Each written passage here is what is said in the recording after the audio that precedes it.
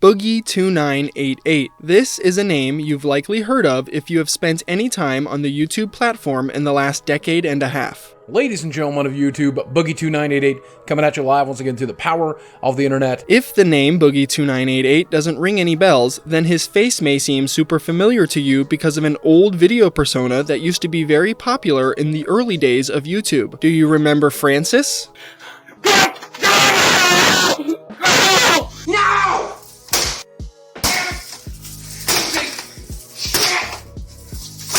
I'm gonna find it. I'm gonna find my goddamn Mountain Dew. Yeah, did you drink my Mountain Dew? Did you drink my Mountain Dew? Let me smell your breath. Let me smell your breath! This stereotypical, fat, angry gamer persona that Boogie would perform as was a huge hit on YouTube way back when. However, with how he has been acting recently in the current day and age, I'm starting to believe that Francis was less of a character and more of an insight into the kind of person Boogie truly is. Once seen as the Mr. Rogers of YouTube, Boogie has gone through great lengths to fully destroy his reputation and transform himself into a full-on Lolcow. From pulling a gun on Frank Castle, In about 30 seconds, I'm gonna fire a warning shot. Fire it now! Fire the warning shot now. to losing all of his money from his prostitute addiction and bad cryptocurrency investments, I put my money in the crypto market in the wrong section, and I pretty much lost most of everything. and now, even more recently, being caught faking a cancer diagnosis. It's fine, Boogie. Just admit it's not on the portal. It's not on there. I told you this. I have to do the verifying test. All right. I can send you blood test. I can give you blood test results. If you don't have polycythemia vera on you don't have it on the portal? He doesn't have it on the portal. And these are just some of the many, many controversies Boogie has found himself involved in throughout his career. His narcissistic need to make everything about himself while simultaneously doing or saying anything to make himself look good is the reason behind his terrible reputation today. This is the story of Boogie2988's well-deserved downfall. Boogie2988, whose real name is Stephen Jason Williams, was born on July 24th, 1974, making him 50 years old at the time of making this video. During his youth, he grew up in St. Paul, Virginia with his two siblings and his parents. Boogie's childhood is self-described as a troubling one, growing up with a mentally ill, abusive mother and an alcoholic father that would also mistreat him. The levels of abuse he faced from his parents is something that is always called into question because the stories Boogie has told about it have dramatically changed throughout his time on YouTube, seeming to fluctuate from saying he was just mentally and physically abused in the beginning and going as far as claiming he was raped by his father later on in the future. Boogie also claims during his childhood he was often very sick. Whether it was allergies or illnesses like the flu or chickenpox, this would cause him to stay home from school and be a shut-in. Because of this, he didn't get much physical activity and became overweight early on in his childhood. Eventually, his father's alcoholic lifestyle of drinking 20 to 30 beers a day would catch up to him and he would begin to have alcoholic seizures. This would essentially make his father akin to a stroke victim. He no longer had the ability to work, walk, talk, or really perform any basic human task without help. Eventually, all that drinking and smoking and coal mining caught up to my dad. Something went wrong in his brain. They called it alcoholic seizures, though it pretty much was just like a stroke, and it left him like a stroke victim. He couldn't work anymore, so it was up to me and my mother to take care of him, and all he did was pretty much sit in his recliner and stare at the wall. He couldn't really communicate. He couldn't hear because he was deaf from working in the mines, and he couldn't talk because of his stutter. Stephen would turn to binge eating as a way to cope with his stress and depression during these times, and by high school he was a sad, overweight teenager without much going on for himself. However, things would start looking up for Boogie around this time because he was given the opportunity to join Upward Bound. Upward Bound is a federally funded education program designed to give high school students better opportunities for attending college. And it was in this program where Boogie was able to meet like-minded people that enjoyed the same things he did, like video games or Dungeons and Dragons. He was even able to meet a girl here and began his first serious relationship. By the time Boogie was graduating high school, he had a group of friends, a girlfriend, and a plan to go to college. The University of Virginia to be specific, and his girlfriend would even join him on this journey. It wouldn't take long though for Boogie's positive rebound in life to eventually take a turn for the worse when him and his girlfriend would start fighting and soon after they would break up. Because this this was his first real relationship, the breakup would cause Boogie to be so distraught he would flunk out of college and subsequently find himself back in the same position he was before Upward Bound. He had no friends, no job, and he was fatter than ever before. Luckily for Boogie though, his older brother at this point lived in Fayetteville, Arkansas, and offered Boogie an opportunity to start a new life in a new state. Boogie would take his brother up on this opportunity, and it was here in Arkansas where he met a new group of friends that shared his same interest in nerd culture, video games, and Magic the Gathering. He also enrolled himself in a computer lab where he started to learn how to code HTML and became a freelance web developer. Even though he was asked to make shady NSFW websites from some of his clients, he didn't mind because it earned him a stable enough income to support himself. So I started using what I learned to start coding for the web, and I started doing web design, which was really fun, even though sometimes I ended up with clients that I didn't like working for who did kind of dirty stuff.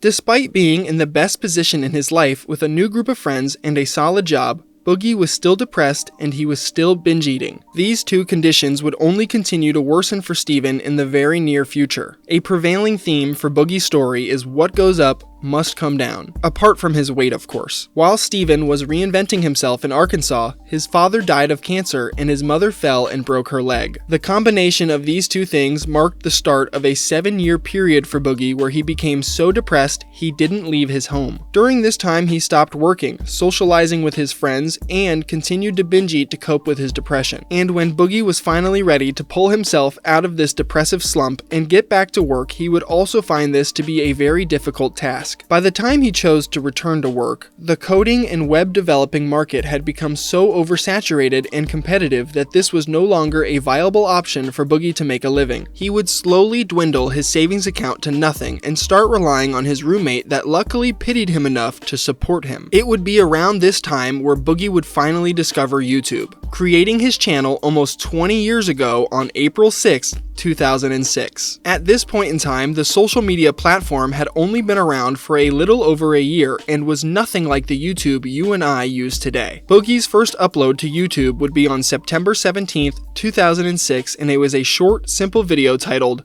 Playing Dungeons and Dragons. Those of you in the front rank need to make a an evasion check. He continued uploading random videos and would even find some viral success on some, like the video titled The Incredible Bulk, where Boogie rips off his shirt and shows off his shirtless body.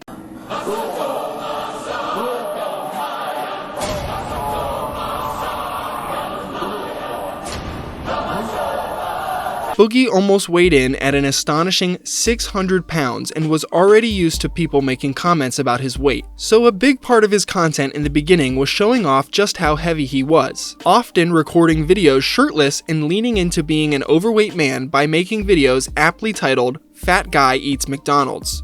This ain't Diet Coke. I'm fat as hell. Fat as hell. It's the food that does it. This is the damn food. I shouldn't eat so much of it. No. Shouldn't be eating at McDonald's, but I am, fuck it.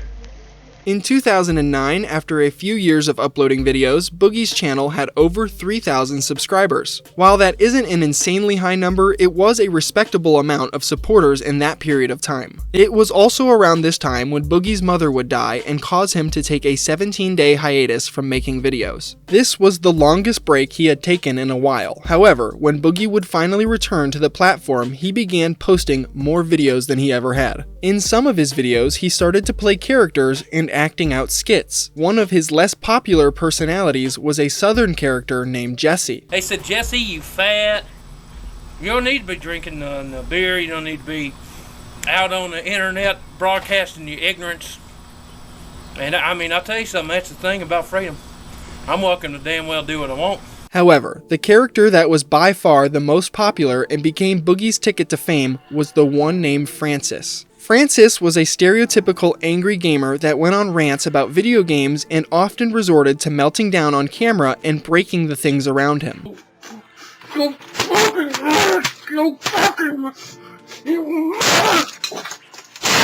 Eventually, a man named Ray William Johnson would see a Francis video and react to it on his web series Equals 3. Ray was one of the most subscribed channels on YouTube in this era, and if he featured one of your videos on his show, you were likely to have an abundance of new subscribers heading your way. And that's exactly what happened for Boogie. His channel would jump to about 25,000 subscribers, and YouTube would offer him access to the partnership program. After all of this, Boogie would meet a woman named Des, a fan of Boogie turned girlfriend. She would go visit Boogie for a week in June 2010 and inspire him to create even more content. This would ultimately lead to his channel growing even larger. Des would move in with Boogie after some time in October 2010, and she would even start helping him lose weight. By the end of this year, Boogie had over 40,000 subscribers, a fully monetized channel that was earning him a substantial amount of money, and a girlfriend. 2011 for Boogie was another good year, seeing more success on his channel. His character Francis would be the main focus of his content, and he would often capitalize off the virality of freak out or rage content during this time. I'm gonna find it. I'm gonna find my goddamn Mountain Dew. Yeah, did you drink my Mountain Dew? Did you drink my Mountain Dew? Let me smell your breath. Let me smell your breath. Oh, you Mountain Dew drinking bitch. Boogie earned enough ad revenue from his videos to be able to move into a house with his girlfriend Des. She would also quit her job to assist Boogie with his videos and give him medical assistance. By the end of the year, he was easily able to grow his subscribers to over 80,000. 2012 was another great year for Boogie, to say the least. He would continue to post his tried and true Francis videos, and he would also post normal commentary videos, not playing a character at all and just talking candidly to his audience. I was speaking with a friend of mine, sort of a business associate, sort of friend. The friend's not important, the topic's not important, but we came to a disagreement, and in that disagreement, I was a complete prick. And that's something I think a lot of people here about YouTube don't know about me, because I try to put on this air of being super nice and super kind, and I try to put that on in real life too. Around this time, Boogie would even propose to his girlfriend that he had been dating for 2 years via a YouTube video, and she would say yes. And Des, I'm asking you to marry me. Will you marry me?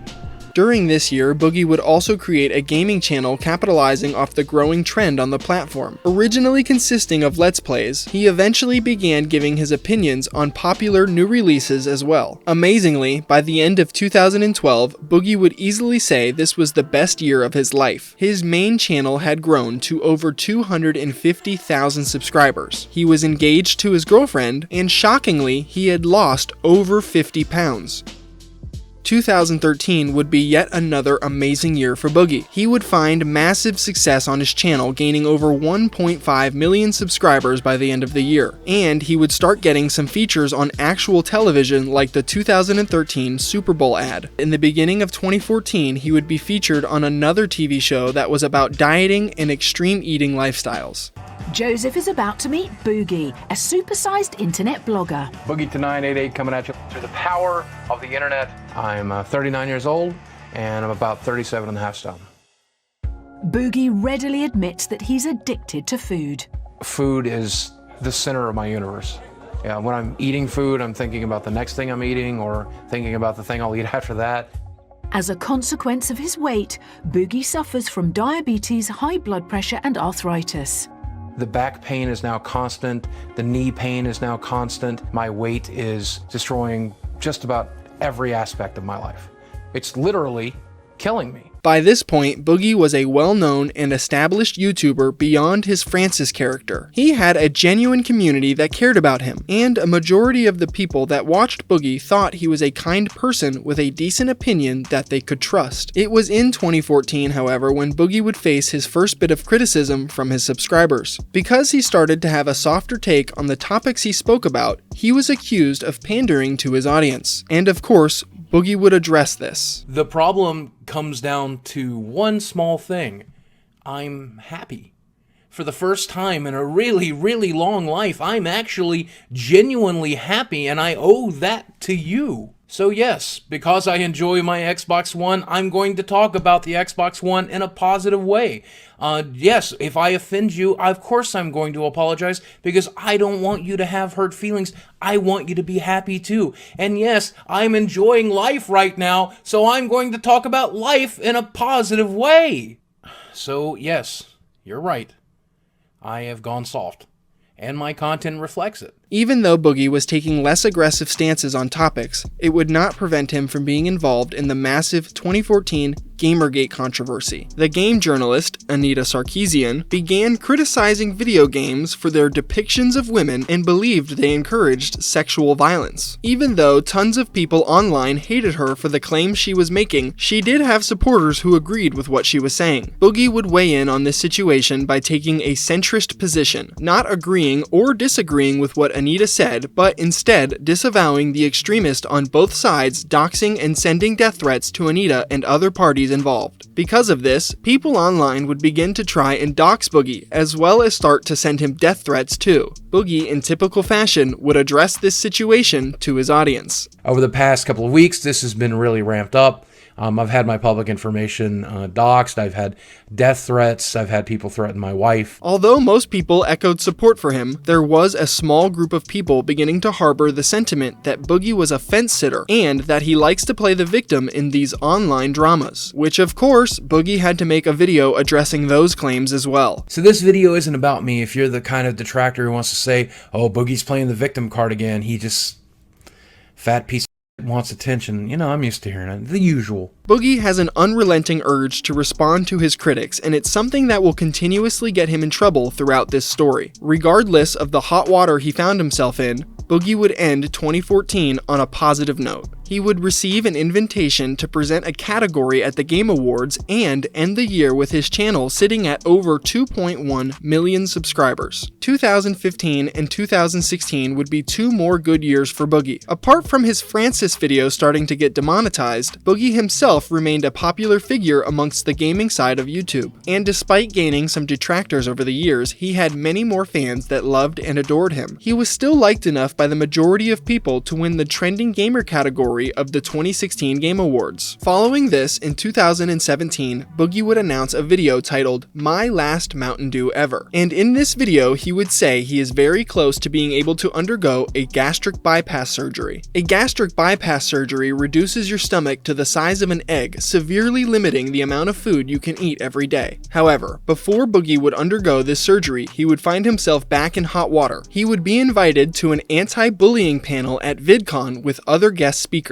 And one of these speakers was Anita Sarkeesian. During his time on panel, Boogie claimed he was very cautious with his words to avoid any kind of confrontation with Anita. Even while doing this, Boogie managed to anger her with his rather lackluster closing statements, trying to relieve any tension he felt in the room. Anita felt annoyed that she didn't have enough time to respond to Boogie's closing arguments and decided to confront him afterwards. Of course, Boogie, who desperately wants to be seen as a moderate, nice guy, tried to hash things out with her civilly, pretty much to no avail. It's honestly pretty amazing he couldn't see the irony of being bullied by Anita at an anti-bullying panel. After this, Boogie would go on to make a YouTube video discussing the situation where he would only exasperate the claims that he is a fence sitter because of the way he handled the situation. Choosing to take a neutral stance and pander to Anita in his videos, his viewers saw this as cowardly and wondered why Boogie wouldn't stand up for himself. He would receive so much backlash from this that he would create a second video further addressing the controversy to try and calm his audience. While this would appease some of his fans, it would be around this time Boogie would subsequently start his fall from grace as more and more people started to see him as an annoying centrist that wanted to be liked by everybody. 2 months after Boogie would face backlash, he would successfully undergo his weight loss surgery without any major complications. While this is great news, his wife would finally believe Boogie was able to take care of himself and soon divorce him after the surgery at the end of 2017. Boogie would go to YouTube posting a video titled,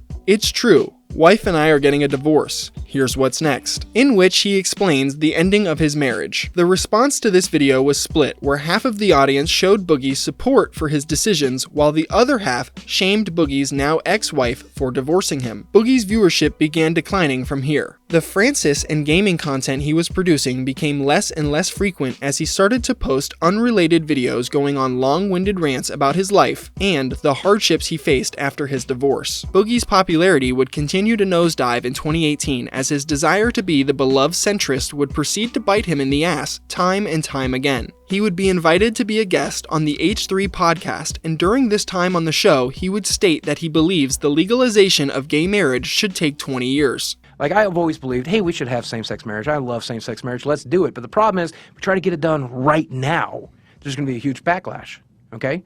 So let's try to do it in 20 years, in 10 years, and let's see if we can avoid the backlash, right? Let's just slowly, methodically change minds. Boogie's attempts to appease both sides of the argument blew up in his face in typical fashion, as the anti-gay marriage camp disagreed with him for obvious reasons, and the pro-gay marriage camp felt Boogie wasn't nearly passionate enough about the topic to be speaking about it in the first place. It would also be on this podcast where Boogie would unknowingly reveal he was romantically involved with a sugar baby. If you are unaware of what a sugar baby is, it's a young person who receives financial support or gifts in exchange for companionship or sexual intimacy, usually from an older man called a sugar daddy. While Boogie didn't outright say who the woman was, it did not take long for Twitter sleuths to find out. They would find a woman named Lucy Fox vaguely tweeting in reference to this podcast episode, connecting her tweets with the fact that she was also a cam girl and her 21st birthday was coming up. It looked like the detractors found the right person.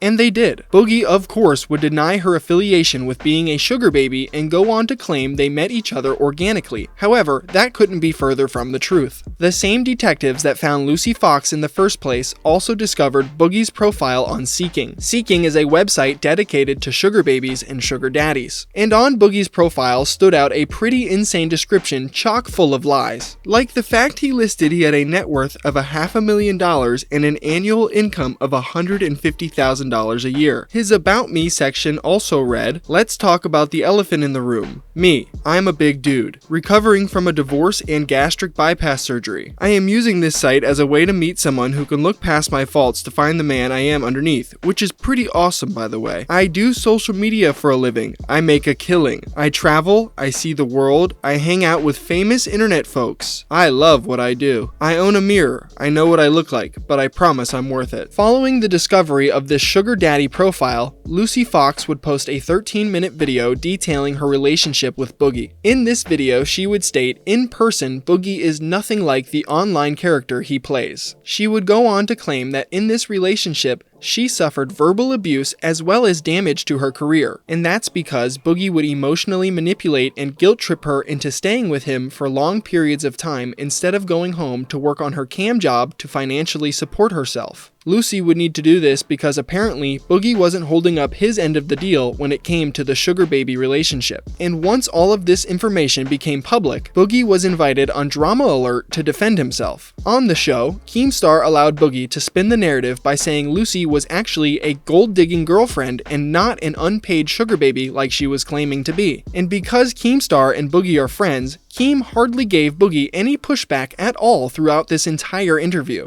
Boogie, this cam girl is saying that you guys were dating and that, you know, you wouldn't let her leave, you wouldn't let her work. Is any of this true?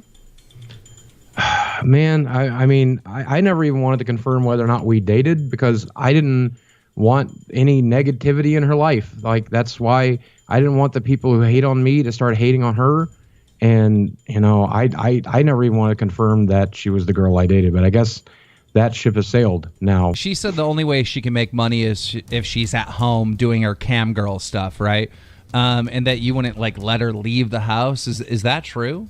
But she didn't live here. Like she lives at home where she has her own home. Right. Like if I didn't want her to leave once, why would she ever come back? That doesn't make any sense to me. Right. I don't understand. Like, that's not something you can do to somebody who doesn't live with you, and she never lived here or anything like that. If we would see each other 2 or 3 days a week, I don't know. I honestly don't know. Seeing that Boogie would lie about something so easily disproven, people began to wonder what else he was lying about. Detractors online began analyzing all of Boogie's stories and claims, looking for inconsistencies and lies. And as it turns out, there was a lot of them. Remember when I mentioned Boogie would code NSFW sites for shady clients to make money before YouTube? Well, it turns out Boogie owned and ran a bunch of these porn websites himself. On these websites, he would promote pornography, share his opinions on sex toys, and of course, go on insane rants in blog-style posts like this one. The fact that I'm crazy is no stranger to the good staff at Evil Squared, nor is it a strange concept to anyone that reads the site or has viewed my videos. I am, for all intents and purposes, batshit crazy. This past week or so has been different for me. This next week will be doubly so. Out into the real world, looking for real work, at a real workplace. Hopefully landing a job this week. I'm excited. At the same time, these normal activities remind me exactly how insane I am. I wonder if the people interviewing me know what's going on under the surface. While I'm applying for a job, entering your data, or taking your orders, or speaking to your customers, do you know that during the previous weekend we all got together and smoked weed, drank, and fucked? Does she know how many orgies I've been to or arranged? Does she know how many girls I've watched fuck or fuck myself? Does she know that I'm a monster? Does she know that I have internet sites that are so disorienting it would make Satan blush? Does she know that I've filmed more sex than she's likely had? Yes, that is an actual post Boogie made from an old porn website he used to run. While these statements from Boogie are most likely untrue, it still portrayed a drastically different character from the one he likes to display on YouTube. It really goes to show just how much of a disgusting degenerate Boogie really is.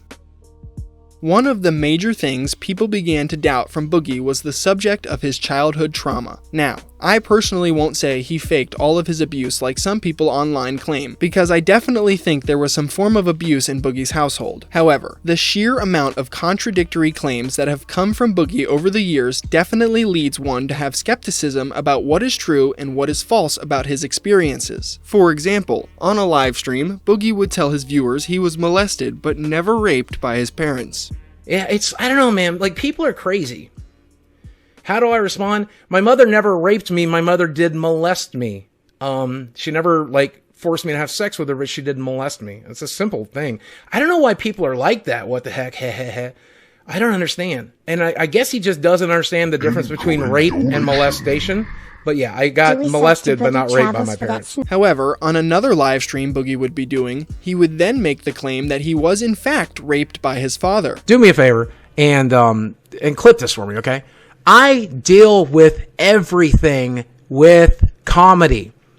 My own mortality, my mother's death, my father raping me. Following this, he would tweet out reaffirming that he was raped by his father and it somehow made him a better person. Not stopping there either, on another streaming night, Boogie would go on to make further claims that he was actually raped multiple times in his childhood. I'm gonna shit talk my ex-wife a little bit here, and I'm sorry to do it. I'm sorry to do it. But it did hurt when we separated. Of course it hurt. When we separated, I'm a human. I knew it wasn't working. I knew I wasn't happy. I knew she wasn't happy. But of course it still hurt. Of course it still hurt. It sucked. It was the most painful experience I ever went through in my life. I would rather relive my entire childhood with all of the rapes and the molestations and the beatings than I would to have gone through that divorce. I really would have. I really would have. It sucked. And I know victims of abuse can sometimes block out or forget what happened to them due to how traumatic the experiences are, and that might be what is happening for Boogie here. But the amount of contradictions he has told, accompanied by the fact that he has proven himself to be an unreliable narrator, causes me to have a hard time believing all of his claims at face value. Throughout 2018 and 2019, a popular topic of discussion across Boogie's social media was his financial issues. Trying to drum up a narrative that he wasn't making enough money through AdSense because of demonetization, Boogie would tweet out this: "If I knew I could do this job another 20 years, I wouldn't worry about it, but I will be surprised if I'm still able to do it this time next year. Whatever I earn in the next 12 months is gonna be it. Then it's back to working retail, so of course I want to earn some savings." That's right. Boogie, for some reason, believed he was going to have to go get a retail job in a year, despite having a YouTube channel with over 4 million subscribers and an active fan base that has helped him see massive success online for the better part of the last decade. And I think Boogie forgot that a week week before he tweeted about having to go back to retail work, he also tweeted about how he makes 6 figures a year and is going to Disney. What's even funnier is shortly after Boogie tweeted about having to get a retail job, he bought a fucking Tesla. Yeah, you can't make this shit up, and this is what I mean by it's hard to believe anything Boogie says. Online, Boogie is telling you that he is financially struggling and YouTube isn't paying him anymore, while in reality, he's at the Tesla dealership shopping for a new Model X. To add an additional layer of comedy to this story, Boogie would go on Twitter and Twitch live streams to gloat about his new car purchase. After doing so, he rightfully received so much backlash from his audience, he ended up regretting his decision and canceled the brand new Tesla order. Unsurprisingly, after this, he tried to gaslight everyone into believing this was all a joke, and that he was never actually serious about buying a Tesla. But I think you'd have to be missing part of your brain to believe that. The next notable incident inside Boogie's story comes in the following year when now banned YouTuber Frank Hassel began a personal trolling campaign against Boogie that went so far, Boogie ended up in jail over it. Frank began tweeting at Boogie, antagonizing and trolling him after he was blocked on Twitter in the middle of 2020. The feud between these two would continue to escalate on August 11th when the pair would join Ethan Ralph's kill stream. This was an almost 2-hour back and forth between Boogie and Frank that only made Boogie look like a bigger idiot than he already did. Go ahead. Hey, Frank, I do have I have a question for you though, Frank. Okay. When you were watching my old Francis videos for your shtick, and like watching farming that to come up with a thing to do online, did you feel bad when you didn't donate to me before you wholeheartedly fucking ripped off my shtick? And also, again, do you realize that Francis is supposed to be the bad guy? You realize you shouldn't aspire to be that character, right? Don't actually be that character, right? I don't think that you have made anything worth anybody ever ripping off, to be completely honest with you. I would agree, and that's why it's the only video I've watched is one somebody said yesterday where you say the N-word. That's what's weird about it. Either you accidentally just happened to be the person I was making fun of with those videos, or you watched it and you're like, I could do this. I thought you were making fun of yourself because Francis is your real personality or something. Oh, no, absolutely not. Francis was my personality when I was a teenager, and I didn't yet have, control of my emotions. I think he still is your personality. You just do, a weird little lisp or something. Yeah, no, not at all. You do, a speech impediment, and you just say your, real opinions to everybody. After this was over, Boogie would insanely send this message to Frank. If you do plan harm, just leave my friends and dog out of it. You are welcome to kill me. Yes, Boogie really gave the green light to Frank to kill him. Frank's trolling campaign against Boogie would soon be taken from the internet and into real life. On September 27th, Frank tweeted out that he was in Boogie's hometown, Fayetteville, Arkansas. The following day, Frank would post a picture standing in front of Boogie's house with the caption reading, "This is my house now, bitch." The battle between these two would reach a boiling point at the end of September when Frank would return to Boogie's house again, and Boogie would come outside to confront him with a loaded revolver. The two would argue back and forth for a few minutes, and the confrontation would come to a conclusion when Boogie ultimately decided to fire a warning shot at Frank. Is this what I have Are you to gonna do? shoot me in your doorway? Yes. You're fucking deranged. I'm asking you to leave. This is my home. You are not welcome here. You have threatened my life. I'm asking you to leave.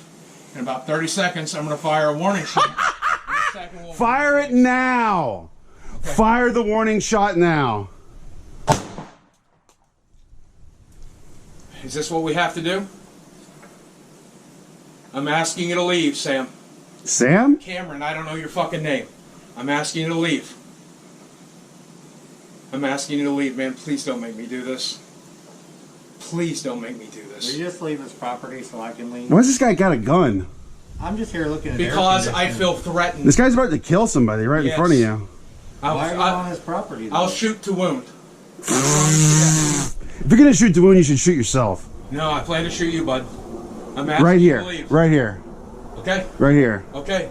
I'm asking you to leave. You pointing a gun at me? Yes. Thankfully, nobody got hurt in this situation and both parties went their separate ways. However, Boogie discharged a firearm in a school zone, which is against the law. He would be arrested and sent to county jail where he would bail out for $5,000. A totally insane situation with an even more insane conclusion. And looking back at this with a rational brain, is what Frank Hassel did right? Trolling Boogie, going to his house uninvited, and provoking him to the point where he shot a gun at him? No. But Boogie also didn't have to bring a loaded gun into this interaction or really engage with Frank whatsoever at the end of the day, so it is what it is. After this whole ordeal went down, Boogie had all of YouTube talking about him. Even though he would take a short hiatus from social media, his comeback video addressing his arrest was met with a mostly positive response and gained over 500,000 views. Most people saw Boogie as a genuine victim of a vicious trolling campaign that went too far. And for the first time in a long time, he had the chance to redeem himself in front of his audience after he spent the last handful of years destroying his reputation. Would he do this though? Of course not.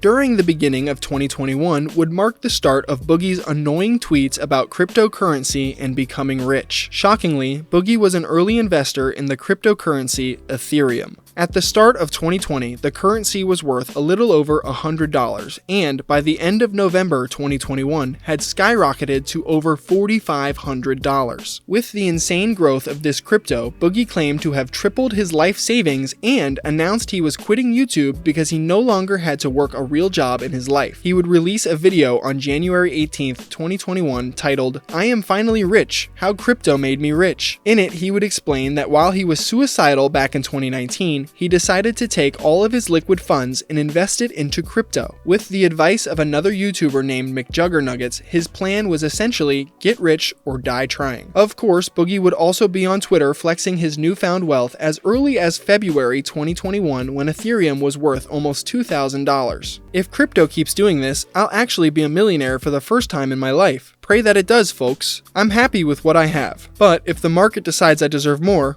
shrug. I did the calculations, and if I was able to cash out right around 1 million, I could retire. Never worry about money again. Travel the world, get surgery to remove this skin, take care of my friends, also hookers and cocaine, I guess. When my crypto investments finally make me a millionaire, I'm going to have hot nurses give me my Mountain Dew intravenously. You would think someone who was so obsessed with being a millionaire would have cashed out on his investment when it reached its peak value, but that isn't what happened. Boogie, for whatever reason, believed Ethereum was better than a traditional banking system, and he decided to keep all of his money invested in the crypto. On top of that, he started investing in tons of shitcoins like Luna and Doge to try and hit another jackpot investment. Instead of realizing he got ridiculously lucky one time, Boogie started speaking about crypto investments like he knew what he was talking about, and slowly but surely, Boogie managed to hilariously gamble away all of his profits, well over $500,000 by 2022. Boogie would then post a video to YouTube on October 5th, 2022 titled, "I Need Your Help." In this video, Boogie explains that he lost all of his money through his bad investments and needed to get back to work. He would also beg his audience to send him donations through super chats and channel memberships. Not only that, he encouraged his audience to purchase his merch and watch more of his videos to help gain more AdSense. Boogie was in full-scale e-begging mode. The bad reason is I'm finally in a position where I have to get back to work. And I'm not making any excuses here. You know I spent a tremendous amount of money on dumb things. But the biggest issue is that I had a nice big nest egg. I took some financial advice from a friend, and I'm not pointing fingers necessarily. I took the advice, but I put my money in the crypto market in the wrong section, and I pretty much lost most of everything. That sucks. That really sucks. It is what it is, though. I mean, like, I've come to terms with it, but I need to get back to work. I have some savings, but they're going quickly. And if I don't start live streaming and making content and getting ad revenue and stuff again, I'm going to lose everything. And I definitely do not want to do that. So that's why I'm asking for your help today. And it's as simple as two groups of people here I want to talk to. The first of which is fans who just like the content. If you click on videos you like and you watch them to the end and you drop a like and you leave a comment and you share it with friends and you click the notifications, you do the YouTube stuff, you're doing plenty. If that's all you want to do, if that's all you can do, I love you to death. You mean everything to me, right? There's a second group of people who might find themselves able to do a little more, and if you're one of those people, I'm asking for your help today too. Do you like the t-shirts I have? This one's not in the merch lane shop yet, but there's several, and I'm making new designs all the time. And if you like a t-shirt, buy a t-shirt. I make like a $9 profit off of a $25 purchase.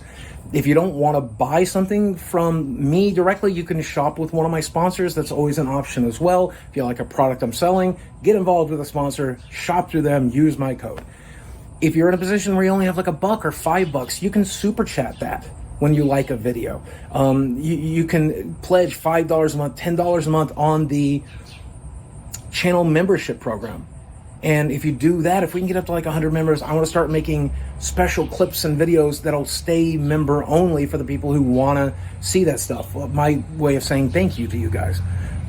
If you watch my live streams and you want to donate, throw bits at me, subscribe there, that's obviously also an option. I've never really pressed my Patreon or pressed channel memberships, but I kind of have to now.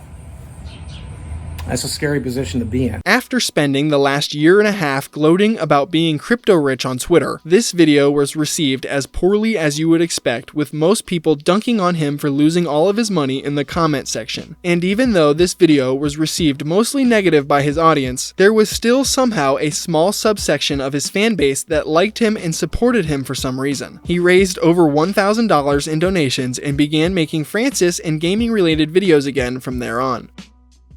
Towards the end of 2022, on November 15th, Boogie would post a video titled, "I have a rare form of cancer." Inside this video, he would explain that he had been diagnosed with a rare form of blood cancer. Luckily for Boogie, he would go on to state it's a type of cancer that will take a long time to kill him, and he will likely die of a blood clot or heart attack many years down the line. So I've been debating for a while to talk to you guys about this, but I hope it brings you guys a little bit of clarity about some of the videos I've made in the last month or so. Because, well, you remember about 3 weeks back I said that I likely could potentially have a form of cancer? Turns out I got a rare blood cancer called polycythemia vera, which basically makes your body produce too many red blood cells. And when I started taking that testosterone supplement 7 or 8 years ago, however long it's been, we knew that this was a possibility. You never think you're going to be the guy who gets that side effect, though, right? You never think it's going to be you. But sometimes it is. It has to be somebody. But the good news is, I mean, this is a disease that takes a really long time to get you. Statistically speaking, I'll die of a blood clot or a heart attack or a stroke due to one of those blood clots. And most people, after getting diagnosed, live another 20 years. So if you're gonna get a cancer, this is the one to get. Regardless of this news, Boogie chose to keep making content at his normal pace. Fast forward to 2023, and the next big thing Boogie was involved in was a boxing match with another Lolcow named Wings of Redemption. Suspiciously, even with a blood cancer diagnosis, Boogie got the okay from doctors to box. And this fight would set a record for being the heaviest boxing match ever sanctioned on May 13th. Boogie and Wings put together weighed a combined 796 pounds. Unsurprisingly, this match would be incredibly lackluster, ending quickly with Boogie losing after Wings punched him in the head a few times. Oh my god. Oh my goodness! Right off the bat, Wings is... Wings connecting with the immediate pressure by Wings. And Boogie taking a step back. Oh my gosh! He is putting a clinic. These boys have some heavy hands. Oh my gosh! Boogie's got to face him. There we go. He's just walking into the punches there. At least he's throwing a couple.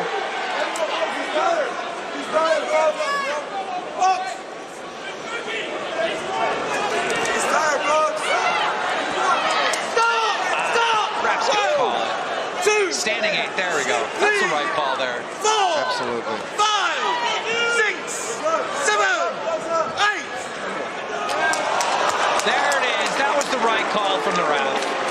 That was the right call from the ref. In July 2023, Boogie would find himself in the center of another internet controversy after revealing his new girlfriend on Twitter. He would tweet out a picture of the two of them having her face covered out by a Mario block in the caption reading, "Retweet this if you want to see my girlfriend in a video soon." The very next day, Boogie would tweet another picture of the two of them, except this time with her face uncovered. After revealing how young she looked, he would be bombarded by comments questioning her age. People were pretty disgusted at the fact that this girl was disturbingly young looking. Boogie would then tweet a third and final image with the caption reading this, "My one and only tweet about my age. She's an adult. She's 20. I am older. But look at me, man. I am fat, old, and ugly as sin. When an adult woman I get along with wants to give it a shot, I am gonna do the smart thing and give it a shot. If you can't handle that, tell your therapist." While these tweets definitely didn't help calm the groups of people on Twitter calling him a weirdo for dating someone so young, the backlash he faced for being in a relationship with a nearly 30-year age gap pales in comparison to the next moment in Boogie history. Sometime after Boogie's girlfriend announcement, a director named Mike Klum began filming a documentary on him. Mike followed Boogie around in his day-to-day life, and Boogie would end up revealing a ton of insane information throughout the course of filming. It was inside this documentary where we would find out how much money Boogie spent on prostitutes over the last few years. As it turns out, the reason he went broke wasn't solely because of his poor crypto investments. No. As it turns out, having a habit of spending upwards of $40,000 a month on prostitutes definitely helped aid in that process as well, admitting to spending well over $200,000 on sex workers for vacations, dinners, luxury items, and theme parks between 2018 and 2021. Boogie felt because of his status as a quote-unquote famous YouTuber, he deserved to have sex with beautiful women and was willing to pay a lot of money to accomplish that. I took women on vacations, and I took them out to fancy dinners, and I took them to like Disneyland and shit. He bought me dinner, he got me a purse that we were talking about over messages, and he got me a couple gift cards, and he spent well over $5,000 on just that night. You know the rules. The rules are we're gonna go out and eat. We're gonna have dinner. Maybe we're gonna fuck. And you're gonna enjoy a nice lifestyle that you don't normally get to enjoy. I like beautiful women. I like to hang out with beautiful women, fuck beautiful women. We all do. I never got to do that. The women I dated were pretty, sure, but they were like Arkansas 8s, not LA 10s. With sugaring, I got to fuck some LA 10s, and I think that's cool. I deserve to go to New York and explore Times Square with a beautiful girl, right? Like, I deserve that, and I want that, and I've never had it. Man, if I had that money back, that would be half of my mortgage right now. Apart from talking about his ludicrous spending on prostitutes, Boogie would also go over his insane list of medical problems. The list is so long and ridiculous, he honestly reminds me of the character from SpongeBob with paper skin and glass bones. Part of this documentary also included a section where Boogie would attempt to get a real job. He would be set up with an employment agency for an interview where he would go on to say anything he could to make himself look as unhireable as possible. He told the interviewer he was an obese, mentally ill, disabled person with no real job history. On top of that, Boogie would say he is a felon, and if you Google his name, you would see rumors that he beat his ex-wife and that he is a pedophile. And if all of those details weren't bad enough already, he would even bring up his past employment in the porn industry. So you are here today because you are seeking employment. Yeah. You're seeking out new work opportunities. Absolutely. Tell me a little bit about your background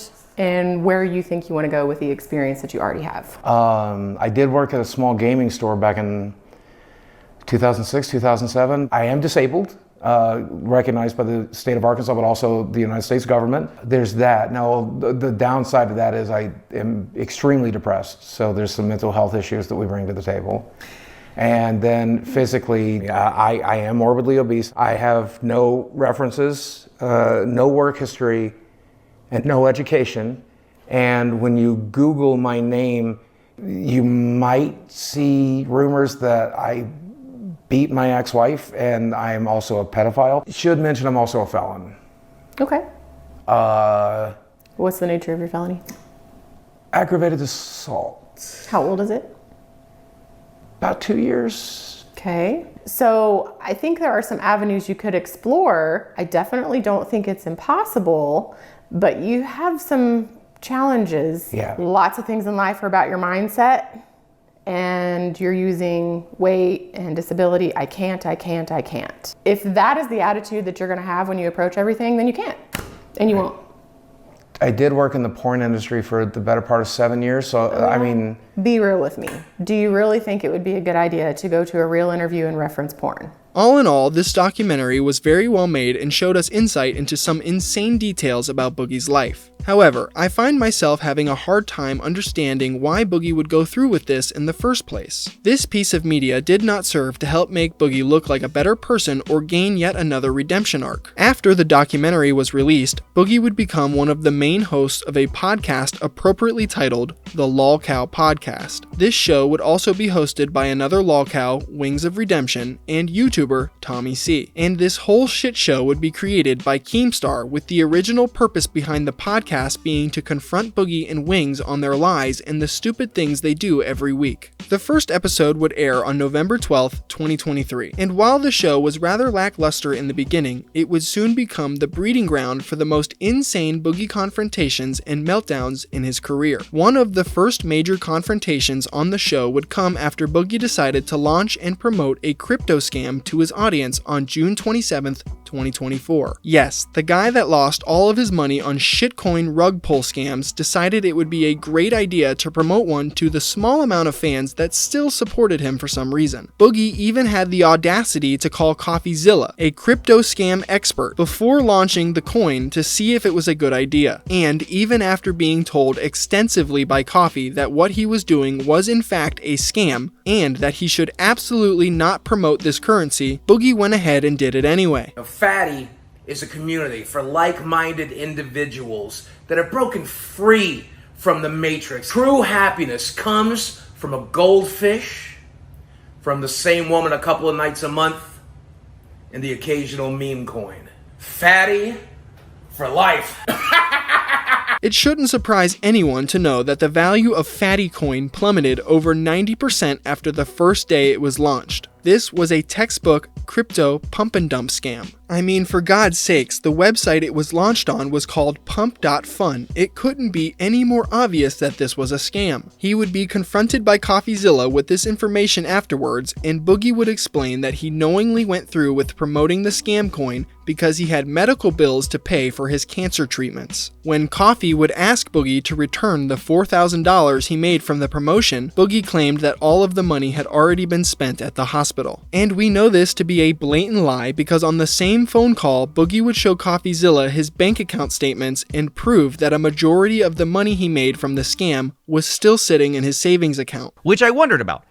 Did he need the Fatty coin then? From where I was sitting, instead of having spent the money on medical bills, it looked like he saved most of it because of his starting and ending bank balances for the month. Wait, you're taking... A fucking liar! You paid about $2,500. Like you're also talking about money you haven't spent, which you're trying to add up to $3,000. That's not the $5,000 you said was gone. And then you're taking... I told you it was $4,000 when we started this conversation, but of course you're lying about that too. Boogie, can you explain exactly how you started the month with $800, ended it with $5,000? You're saying the $5,000 you made from a crypto scam has nothing to do with it. I saved my ass off. That's right. The $5,000 Boogie made from a crypto scam has nothing to do with the $5,000 sitting in his bank account right now.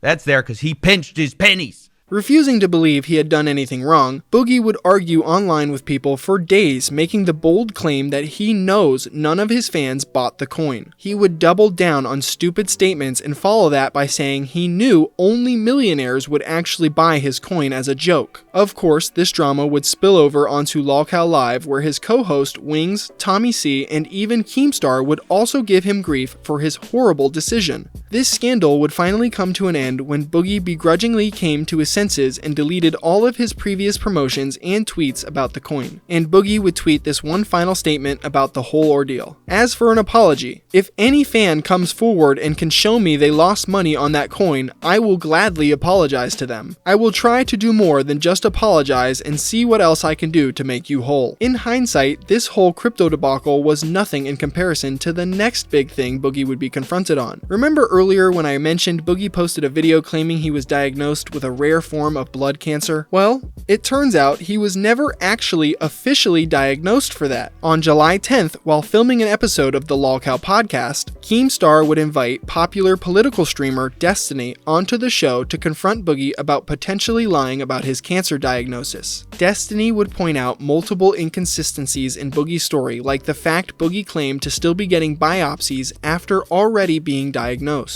He would also point out the fact that Boogie's blood disorder has two different variants, one that is cancerous and one that is not. Destiny would even state Boogie never specified which type he had, and all of Boogie's symptoms aligned with the non-cancerous type. Boogie2988, you are being confronted tonight. Go ahead. I am 99% sure that you are faking. No, don't move. You are faking your cancer diagnosis, Boogie. Okay, let's hear that. Let's hear that. Did the doctor ever tell you, or did he ever say the word cancer? He said polycythemia vera, which is a form of cancer, as he explained it to me. And no, it is not secondary polycythemia, which is Nicholas Diorio's explanation for this bullshit. So I think it is secondary polycythemia. Well, then can you why explain? Why would he call it polycythemia vera? Why would he tell me that I have hormone markers in my blood that tells me I have polycythemia vera? Why does he order a bone marrow biopsy to confirm it? Well, if he ordered a bone marrow biopsy to confirm it, it would be weird that you told us that you already had a diagnosis and a confirmation. Because the markers are in my blood. The hormone markers are in my blood, Destiny. Correct. But you said that you'd received the diagnosis, but now you just told me you got a bone marrow biopsy. It's a diagnosis, and now we're confirming. It's called a confirmation. The hormone markers are already in my blood. Yep. And so I think we are confirming it with the biopsy because I'm wanting to do that because I'm praying to God I don't fucking have cancer. He doesn't care. I'm praying to God I'm taking the 1 in a million fucking chance that they're fucking wrong, and that there's another reason that I have the hormone fucking imbalances in my blood. Yeah. Why are you praying to God 2 years after you said that you have cancer that you don't have cancer? Because 2 years ago, they told me I have polycythemia vera based on the fact that I had increased red blood cell counts, increased hemoglobin, and the hormone markers in my blood. And it all spelled pretty definitively that I have this. And so he wanted to get a bone marrow biopsy, but it is intrusive and expensive, so they decided to forego it. I would like to still get it done because I am hopeful, I am praying that there's a fucking merciful God of the world that would be willing to fucking let this be wrong, even though it most certainly is not. So why are you talking about expensive cancer treatments if they don't even know if you have cancer? That nothing because has been. They're treating it, dipshit. Because they've been treating it for 2 fucking years. How are they treating it, Boogie? Blood test, blood thinners, bloodletting, medications. They're trying to get my weight down. I'm seeing the doctor every 3 fucking months. I'm doing blood tests every fucking month. We're doing it. So they don't know if you have cancer or not. So can I understand You're this? gonna hold my fucking hand. So I can explain. So I can explain everything, right? So Boogie has a condition called polycythemia, which means there's an elevation. Polycythemia vera. Let him talk, you fat fuck. I want to hear the guy that actually knows something. Polycythemia vera. Destiny, go ahead. He knows more about my fucking medical Yes, I guarantee. Well, he's go right the fuck ahead. I was in the fucking room. My girlfriend was in the fucking room. And they told me, you are filibustering. You are filibustering, sir. Be nice. Okay, yeah, we'll go ahead. Okay. So I think that Boogie was told that he has polycythemia, which means he has an elevation of his red blood cells. Now, there is a cancer known as polycythemia vera, which is caused by a mutation in some part of your body that causes an elevation of 3 different levels of things you'll find. One of those is the red blood cell count.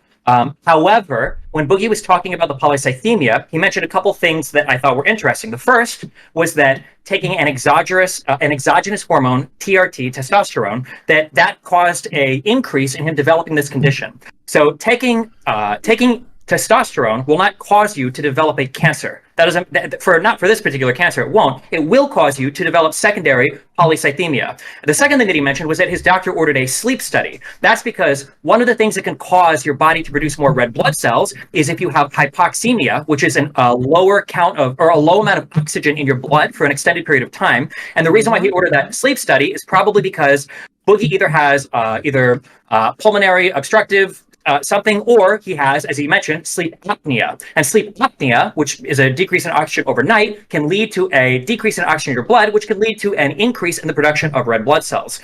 All of the things that Boogie described, both the things that cause this and the treatments for it, are consistent with secondary polycythemia. None of these are consistent with cancer. And the fact that he's saying that they've now ordered a biopsy 2 years after. May I review? He's not done. He's not done. Yeah. 2 years ago, you said that you had a cancer diagnosis, but now you just said now they're doing a biopsy to check for cancer. Confirmation.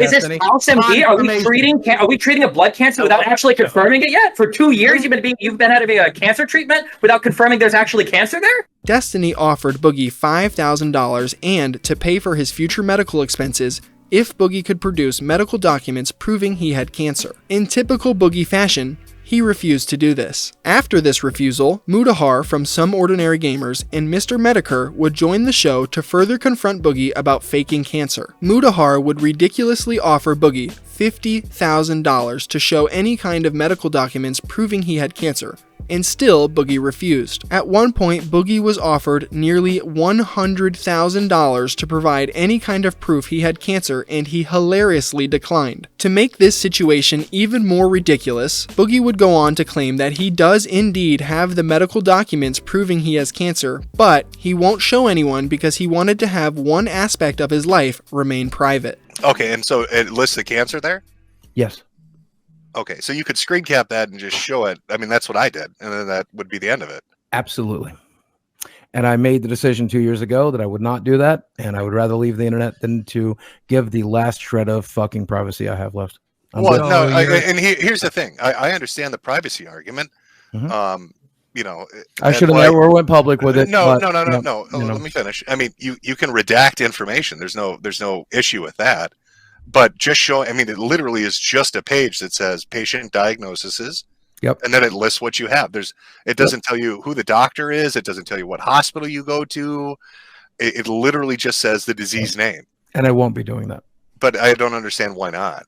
Because he does have cancer. He does have cancer. Yeah, that's going to be the narrative they'll go with. This is coming from a guy that was so desperate for money just a few weeks ago that he was willing to scam his fans by promoting a crypto pump and dump for significantly less money. It's honestly so ridiculous and unbelievable, I have no idea how Boogie thinks anyone will believe his blatant lies. The Lolcow podcast would do 2 more live streams in the same exact week following this news, trying to get Boogie to admit he was faking cancer. After an almost combined 7 hours of the same song and dance from Boogie denying to show medical records, he would finally give up and admit he was never officially diagnosed with cancer. It's fine, Boogie. Just admit it's not on the portal. It's not on there. I told you this. I have to do the verifying test. All right. I can send you blood test. I can give you blood test results. If you don't have polycythemia vera you don't have it on the portal? He doesn't have it on the portal. He tried to look for it. There are other things that are not on the portal that we've talked about. Of course, once Boogie finally confessed to faking his cancer diagnosis, he was immediately forced to address the allegations of him faking his childhood abuse. And as you could guess, Boogie did not take this lightly, blowing up in a spectacular fashion. Why don't you just tell the audience? I don't want to destroy a human life. Because I don't want to destroy someone's fucking life! Because I don't want to destroy somebody's life! Because I don't want to destroy somebody's life! Because I don't want to destroy somebody's life! Okay. Yes, you do. Yes, you do. No, I don't! You just said here. I'll destroy mine all day. I'll destroy mine all day. And my dad is dead. And my mom is dead. I'll talk about those pieces of shit till they fucking rot. Yeah, but I will Chad not and talk Desi about aren't dead. Still fucking alive. I will not. We've talked about it. We made an agreement, and I'm not going to do that for internet clout. I'm not going to do that so the Keemstar can jerk off to it. No, thank you. We're not here for the fucking audience to get off on. We understand that you talk destroying loud. somebody's That doesn't fucking mean life. shit. It's goddamn internet clout. This is not a topic I will cover for internet clout. Nobody's talking about that copper. Here's what I'm trying to talk to you about, Mr. Talk Loud. You said you would talk about your dad and mother all day. So will you address those issues? Because yes, my mother twisted my fucking balls as part of the abuse, and she twisted my balls and my dick, and she told me that sex was disgusting and awful, and she told me that only disgusting, awful people had it. Okay, but then well, let's not talk about any of it.